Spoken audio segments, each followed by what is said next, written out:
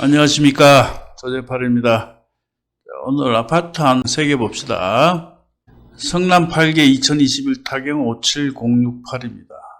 분당구 구미동 무지개마을 삼성아파트 천호동 2층 204입니다. 49평형이죠. 49평형인데 감정금액은 14억 1천만원, 최저가는 30%가 저감된 9억 8,700만원입니다.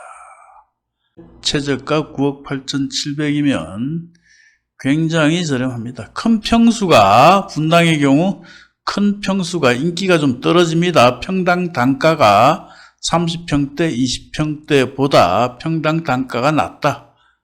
그래서 굉장히 싸 보인다. 자, 그러나 요 감정 금액은 작년에 감정한 겁니다. 작년에. 여기 보시면 2021년 9월 8일 감정이 됐죠? 요거는 지금 지속적으로 아파트 가격은 떨어지고 있습니다. 그 떨어진 그 가격을 반영하지 않고 있다. 그러므로 이것을 시세로 보고 입찰 금액을 결정해서는 안 된다.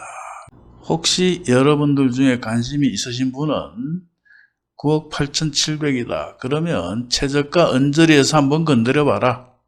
저는 지금 저는 이렇게 봅니다. 경기가 안 좋죠. 안 좋고 아파트 가격은 점점 떨어지고 있습니다. 아우성들이죠. 아우성. 뭐 강남도 떨어지고 뭐도 떨어지고 뭐 지방 아파트도 떨어지고 미분양 물량이 많아지고 계속 떨어진다고 봅니다. 그러므로 조금 더 기다리면 요 70%죠. 여기서 한 번 더 유찰된다고 봅니다. 경매 투자를 하는 분들은 저는 이 금액도 비싸다. 다만 실수요자라면 요 금액 최저가 언저리에서 한번 건드려 보는 게 어떨까.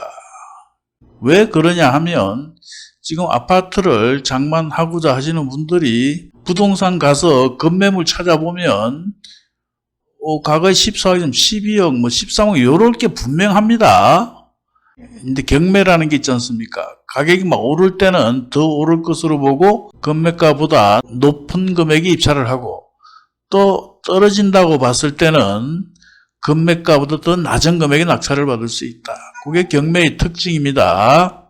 여러분들도 낙찰 금액과 시중에 나와 있는 금매 물건 금액을 한번 비교해 보시기 바랍니다. 제 말이 틀림없습니다. 소유자가 살고 있고 권리관계는 아무런 문제가 없습니다. 연체 관리비는 270만원 정도 되어 있고 그 외에는 문제가 없습니다. 명도의 저항도 크게 있어 보이지 않습니다. 고가의 아파트의 경우에는 명도의 저항이 그렇게 많지 않습니다. 조그만 빌라나 전 재산이 걸려 있고 그러다 보면 명도의 저항이 있지만 좀 고가의 아파트에는 명도의 저항은 없다. 그렇게 보시면 틀림없습니다. 자, 두 번째 물건은 주상복합입니다. 성남 2021 타경 53479 주상복합이죠. 정자동 파크뷰 35층 3,505입니다. 분당에서는 제일 비싼 곳이죠. 건물 면적은 60.5평, 실평수가 60.5평이면 분양평수로는 7, 80평 되겠죠. 감정금액이 42억 6천, 30% 저감되어서 현재 최저가는 29억 8,200만원. 소유자가 점유하고 있고 권리관계는 아무런 문제가 없습니다. 이 물건 역시 명도에 어려움은 없을 걸로 보입니다. 이것도 많이 쓸 필요 없습니다. 떨어지면 그만두는 겁니다. 떨어지면 경매는 계속 쏟아집니다. 경매 물건은 요즘 점점 많이 쏟아지고 있어요. 기회는 오니까 높게 쓸 필요가 없다. 떨어지면 저기 성남 지원에서 떨어지면 조금 더 올라온 남한산성이 있습니다. 남한산성 가서 백수 하나 먹고 그리고 하트 한번 치고 그리고 낮잠 한번 자고 오면 되는 겁니다. 자, 이 물건도 현재 최저가라면 좋아 보입니다. 또 마지막으로 성남 1개 2022 타경 52,299번. 이것도 감정금액은 14억 7,500, 현재 최저가는 10억 3,200. 권리관계 아무런 문제 없고요. 건물 전용 면적이 49.26평.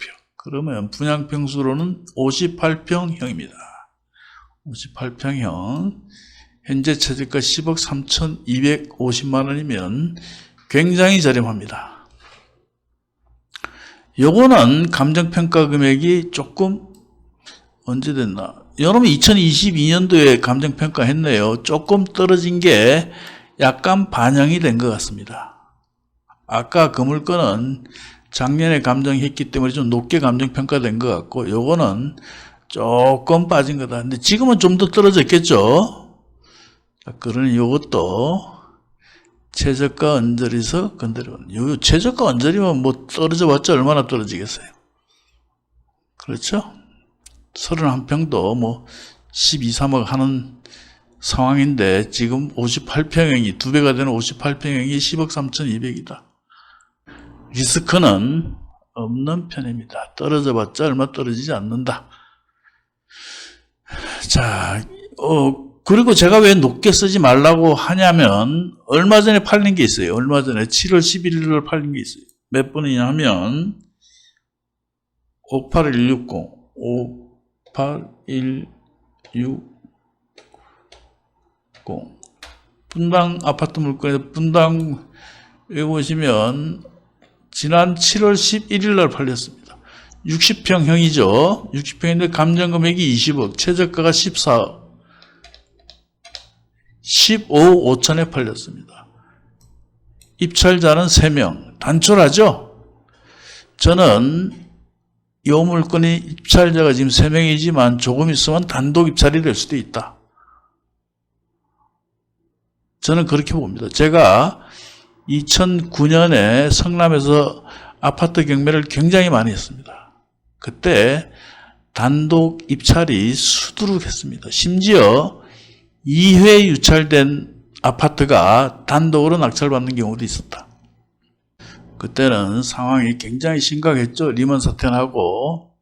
그때 역시도 거품이 많이 껴 있었습니다. 2006년도 노무현 정부 말기 때 거품이 상당히 껴 있습니다. 그 거품이 다 걷어졌다. 그러므로 이번에도 그 거품은 걷어내야 하는 과정이 필요하지 않는가. 자, 물건이 3개입니다. 성남 8개 2021에 57068, 성남 1개 2021 53479, 성남 1개 2022 52299. 요게 한날에 입찰을 한다는 겁니다. 한날. 성남 지원은 매주 월요일 경매를 할 겁니다. 계속 쏟아집니다. 저는 조금 길게 보면 한 번 더 유찰이 된다고도 봅니다. 물론 계속 지속적으로 떨어지지는 않습니다. 한 1년, 1년 반, 1년 정도 떨어지다가 행보하다가 다시 가격은 올라가겠죠. 그러나 지금은 비싸게 공격적으로 입찰할 시기는 아니다. 이 말씀을 드리는 겁니다.